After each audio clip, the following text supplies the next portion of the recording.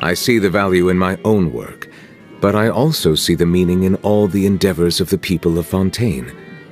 I believe I will continue to take pride in fulfilling my duties. Water comes in many flavors to the discerning palate.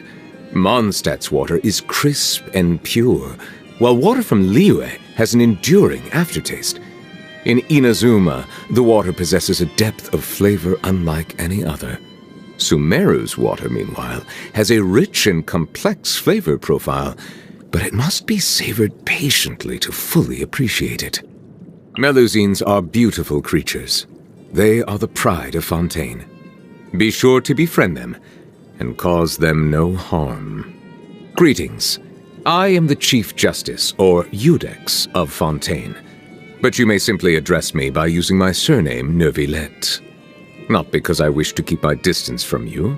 No, I am merely conscious that being overly familiar may bring the impartiality of the judiciary into question in some people's eyes. If you have any requests or concerns, then, to the extent permissible by law at least, we can sit down and discuss them together as we partake of some imported water from Chaoyin village. Ah, my apologies. This heavy rain must be quite an inconvenience for you.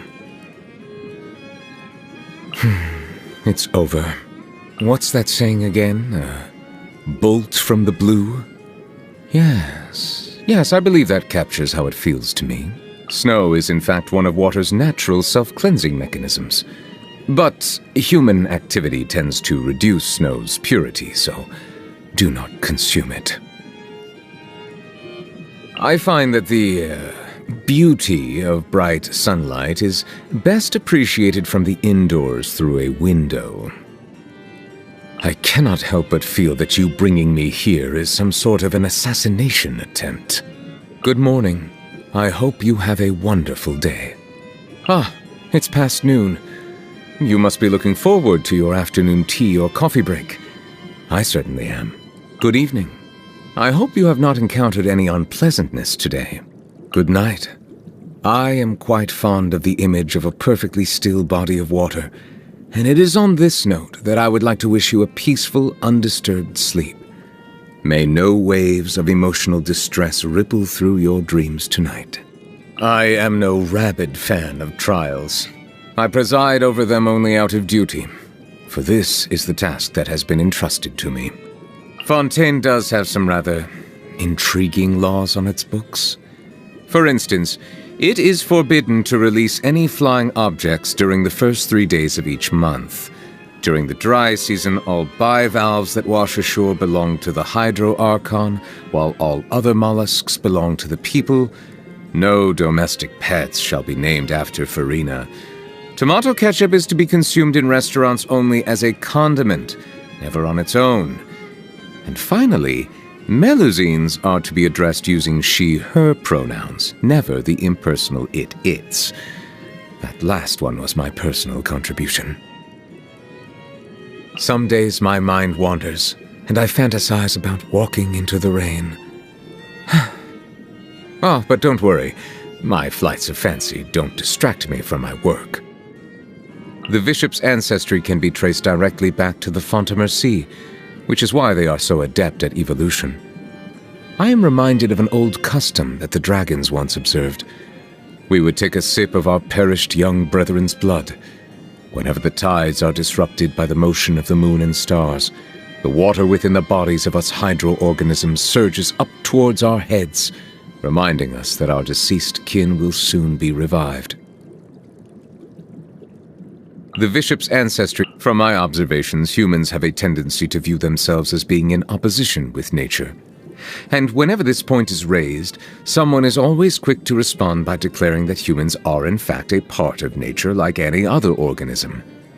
To someone like me, however, who knows an inkling of the truth, what would be most beneficial is if human civilization and the natural world of this planet could seek ways to coexist with one another. I usually do my best to avoid forming personal relationships or even collaborating with others outside of established procedures.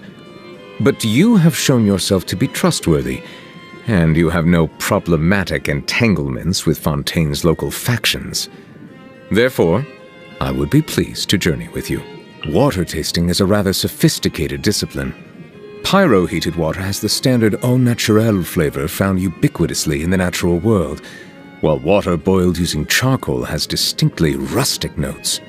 Similarly, while cryo-chilled water is cold but otherwise unremarkable, the frozen rivers of Snezhnaya, when melted, produce a water with an entirely different flavor profile altogether. Animals can survive for weeks without food, but merely a few days without water. There is no dish that could ever compare to pure, unadulterated water. With that in mind, food items that contain plenty of liquid are the next best thing. How can people bring themselves to consume deep-fried foods or grilled food with no sauce? The worst culprits, in my view, are those charcoal-baked argilenac cakes. Surely even eating a dehumidifying agent would be kinder on the stomach. Delicious. An abundance of juices, and the ingredients have been cooked to perfection. A fine effort indeed.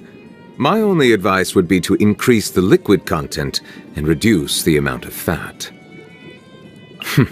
Too dry. A dish devoid of moisture has no way to convey the intentions of the chef. I'm a little more familiar with you now. I can match your movements.